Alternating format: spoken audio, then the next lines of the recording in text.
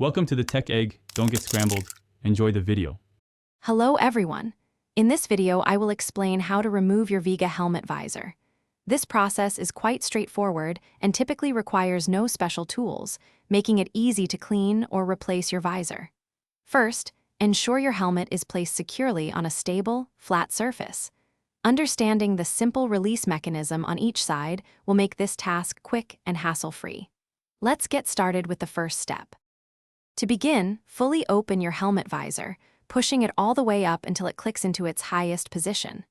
Now, look at the circular or rectangular mechanism located on each side of the visor, near the pivot point.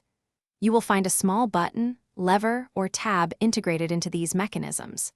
These are the key components designed for quick, tool-free visor detachment, allowing for easy removal and reinstallation. With the visor fully open, firmly press or pull the identified release button or lever on one side. While maintaining pressure on the release, gently slide the visor out of its track or slot. You might feel a slight click as it disengages. Repeat this exact process for the mechanism on the opposite side of the helmet. Once both sides are released, the visor should now be completely detached and free from your helmet. To reinstall your visor, align the visor's tabs with the corresponding slots on the helmet's side mechanisms.